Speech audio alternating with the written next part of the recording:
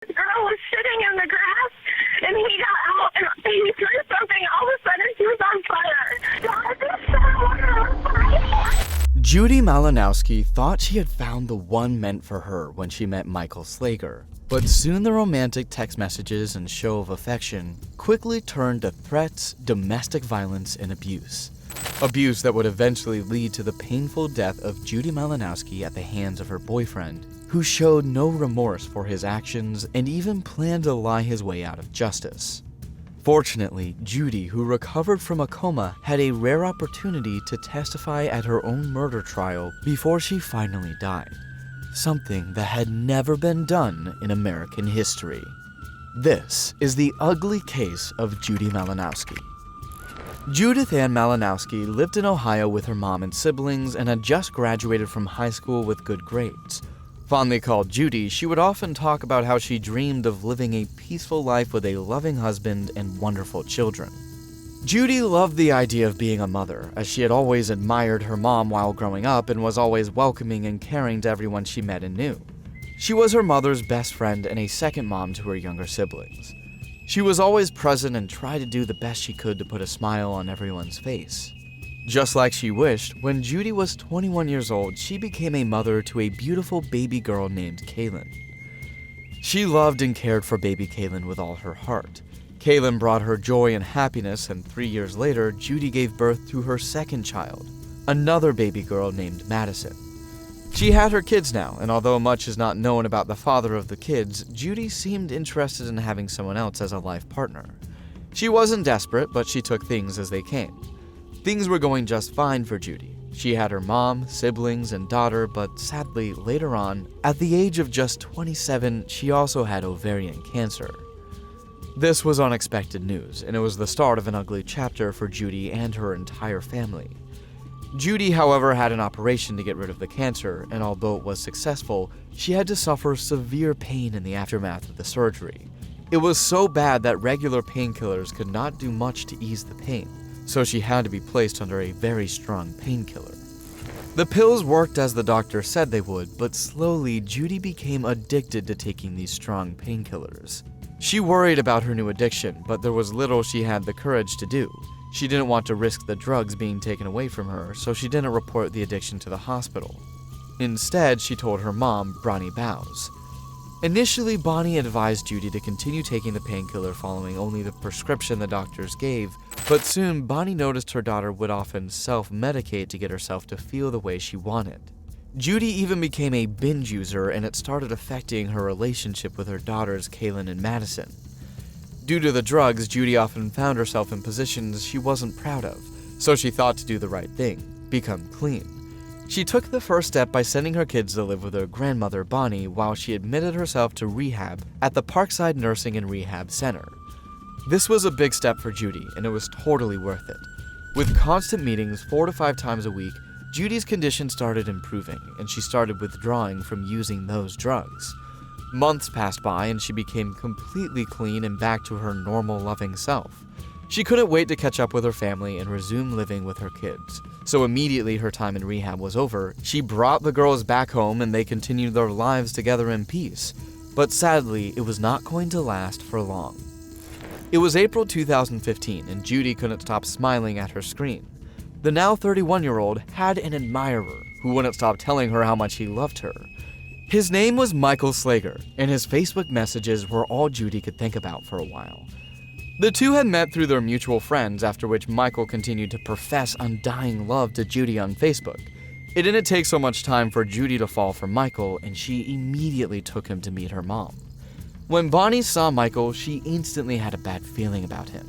Aside from his weird tattoos and scary looks, Michael didn't just tick the box for Bonnie, but because her daughter's happiness was seemingly tied to this man, she had to accept him.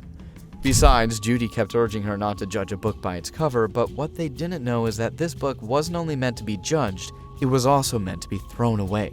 Judy Malinowski and Michael Slager's relationship wasn't even up to 2 months, but everyone around Judy could notice how badly the relationship affected her. Michael was evil, and he would often control the affairs of Judy. He knew about her past addiction to drugs, and he tried everything he could to get back to using drugs. Along the line, Judy realized that Michael wasn't good for her, so she decided to cut off the relationship. But then again, it was Michael. He would do anything to get what he wanted, and at that time, he wanted Judy. So each time she tried to cut him off, he would use manipulation, threats, and promises to get her back. He was skilled and experienced with this, as Judy wasn't the first woman he had played with in such a manner. Judy could do little to nothing, and it even became worse as Michael started abusing her. It was a case of domestic violence and deadly threats. To avoid Michael, Judy started spending nights at hotels or guest houses. She tried calling the police several times to report domestic violence, but what she didn't know was that her boyfriend, Michael, was also doing the same thing. Michael knew his cards and when to play them. He would often call the police to report his girlfriend Judy's behavior and how she needed help but was refusing to get one.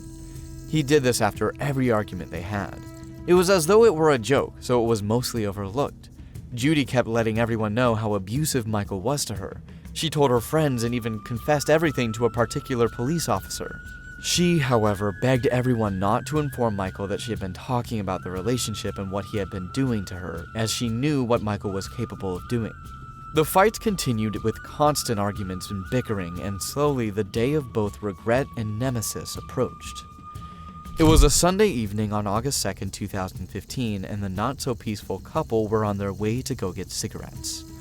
They argued while in the car until they got to a Speedway gas station. It was supposed to be a quick grab before leaving for their next destination, but when Michael went in to buy cigarettes, Judy got out of the car and walked to the other side of the gas station, standing beside the Speedway. When Michael got back to his car and couldn't find Judy, he was for some reason very upset, but when he saw her at the other side of the gas station, he got into his black pickup truck, came around, got out, and walked towards Judy, cursing, shouting, and demanding that she get back into the car. The both of them often quarreled about almost everything, and at that point, Judy didn't want to get back into the car, so she stood there sipping her fruit pop. Michael only made her persistence worse as he called her names, ordering her back to the car. The two kept exchanging words and insults, and when Judy couldn't take it anymore, she threw her pop at Michael. This angered Michael so much that he thought of a quick, irresponsible thing to do. But unknown to him, his next action would both end a life and throw his life away. He went back to his truck, straight to the back where he kept his gallon of gasoline. He took it, opened it, walked to where Judy stood, and immediately, without remorse, poured the gasoline all over her body. Judy, who never knew someone was capable of doing such evil, kept begging and screaming for help, but Michael already had a plan, and just like always, he would do exactly what he felt like doing. Michael emptied the gallon of gasoline on Judy and then went a few steps backward. He brought out a lighter from his pocket and slowly walked towards Judy. Judy was terrified and couldn't stop begging and crying. She knew what Michael was about to do, and unfortunately, by 5:08 p.m., Michael lit Judy on fire and backed out as he watched her burn alive. She screamed and begged in pain, but he did nothing. Minutes later, Judy was rushed to the Ohio University Wexner Medical Center. And with over 80% burn, Judy wasn't expected to live up to a week. She was administered and put in a coma to help ease the pain she felt while her mom was called. Michael was also being attended to in a room close to hers. The police arrived and someone had to say something. Judy was completely in a different world of pain, so the officers had to listen to only Michael, who had a few burns on his arms. When Michael was questioned about what exactly happened, he gave details that no sane person would believe. He said when they both got to the Speedway gas station, Judy went on to fill up the tank, but she accidentally got gasoline all over her clothes. Then he went on to light a cigarette for her, and that was when everything caught fire. During his explanation, Judy's mother, in an attempt to locate her daughter's room, stumbled into Michael lying on the bed. Although she couldn't understand why there were police officers around him, she also couldn't stop herself from asking where her daughter was. But instead of Michael giving a straight answer, he kept yelling that it was an accident. Before she could ask any more questions, she was escorted out of the room by a police officer, who handed her over to a nurse who directed her to her daughter's room.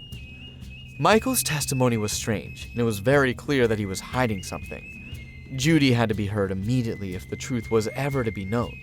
It was hard for the police officers, but they requested to speak to Judy to understand what was going on. On their request, Judy was removed from the artificial coma she was put in. When asked by a police officer if she poured gasoline on herself, she nodded in denial, but when asked if Michael poured the gasoline on her, she nodded twice in approval. Following her testimony, the police headed down to the scene of the accident to look around for clues. First, they saw the lighter Michael used in setting Judy on fire lying on the ground, and then they noticed something that would help greatly with their investigations. The ATM at the Speedway gas station had a camera, and luckily, it captured every moment of the crime. After watching the footage, they observed that it corresponded with Judy's answers. They now had enough evidence to arrest Michael.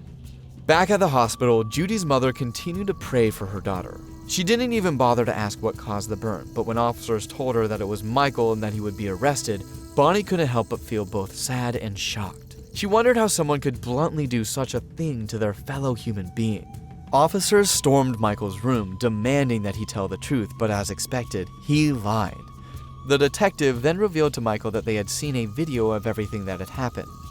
They explained to him what he did, and immediately he changed his story. He first said it wasn't exactly as it seemed before admitting that he initially lied, but Michael quickly cooked up another story.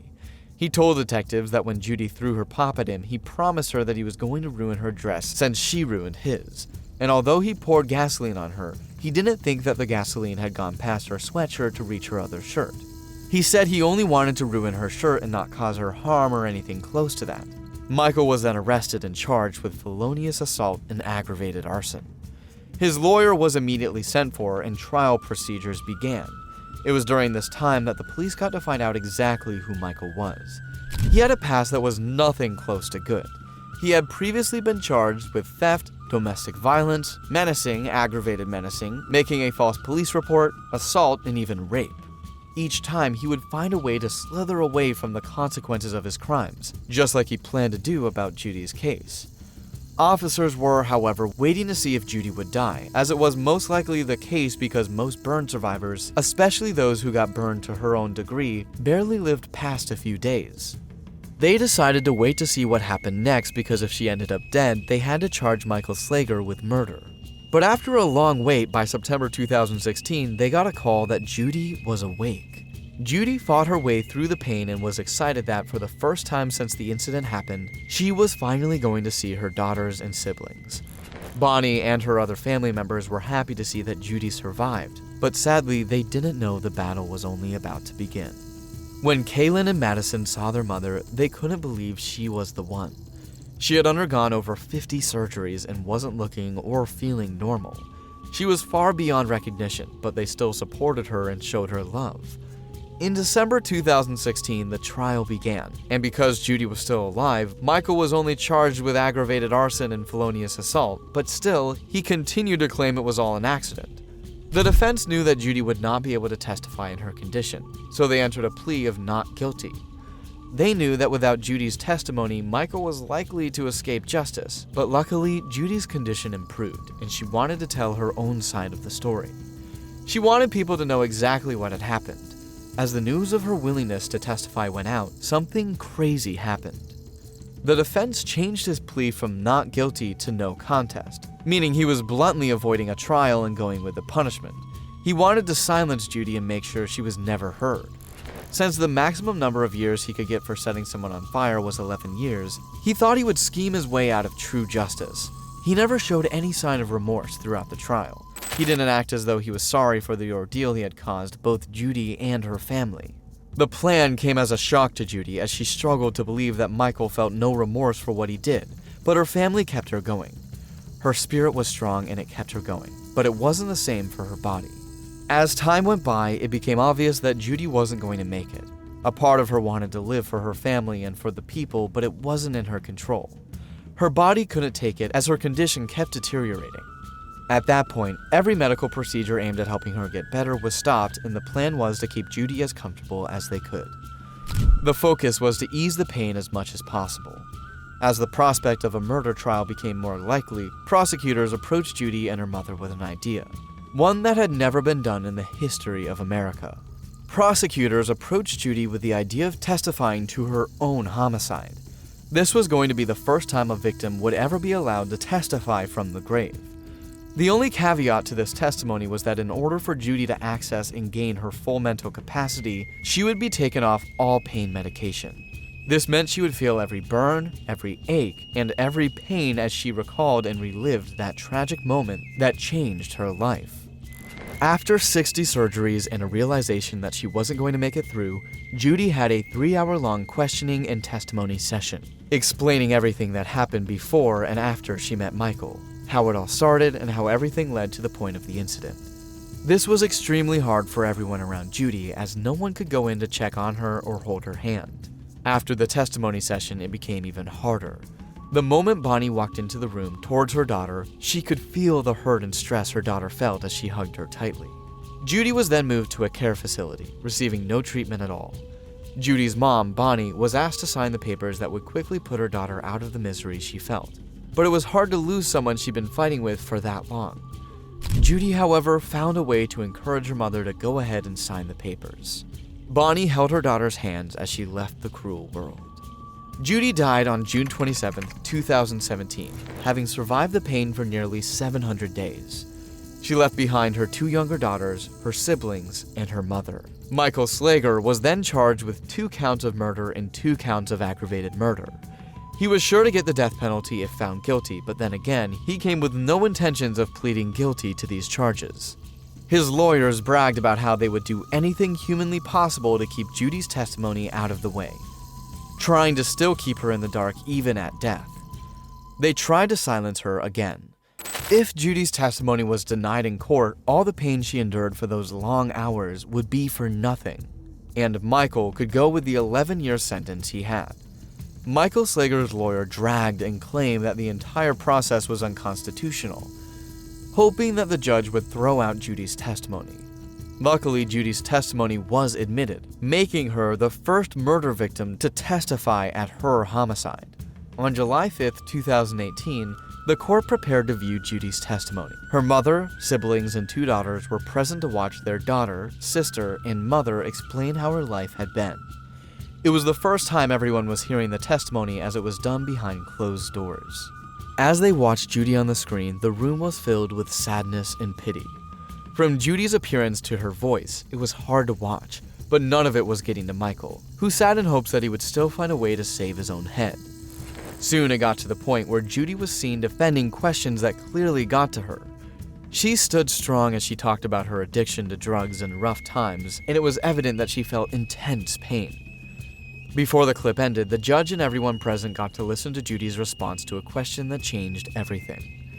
When Judy was asked to tell the judge what she would like Michael's punishment to be if she eventually died and Michael was convicted for it, she gave an answer that left people in awe. She demanded that she would like to see Michael Slager convicted of murder and would love him to serve a life sentence. This was shocking because she knew he would be convicted, and she had an open window to make him suffer the death penalty, but she chose not to. She clearly refused to seek vengeance. She proved to everyone that no matter the pain and hurt she had gone through, she was not as heartless and cruel as Michael. She went through intense suffering, but she proved that she had made peace with her condition. Judy Malinowski fought for what she believed in until her last breath. When it was time for the defendant to plead, Michael Slager pleaded guilty, completely admitting his evil deeds. Something he could have done a long time ago, and eased Judy the stress of fighting for justice. He was finally sentenced to prison for the rest of his natural life. Judy fought to the end, making her mother and other survivors proud while at the same time inspiring her daughters to fight and stand up for themselves. Judy's daughters, Kaylin and Madison, continued to fight for their mother's legacy. They pushed to see that Judy's Law, a bill to extend the sentence for intentionally disfiguring someone from 11 years to up to 20 years, stood. On that day in court, after the kids gave their speech, everyone was expected to cast a vote. It turned out that every single person in the courtroom voted yes to Judy's Law, meaning that Judy's legacy would live on through generations. While we hope that what happened to Judy Malinowski never happens again, and even if it did, there would be a law to give such wicked persons suitable sentencing. We need to be mindful of who we let into our lives, who we become vulnerable for, and who knows our past. It's also important to know when to back out of something toxic or unhealthy. Judy's life was cut short because she remained in a toxic relationship when she should have walked out. With that, we come to the end of the video. Thank you for watching. In hopes that you learned a thing or two, please leave a message in the comment section telling us what part of this story got to you the most and what you think about Michael Slager's sentencing. Also, don't forget to like, share, and subscribe for more content just like this one. Until then, see you in our next video. Bye.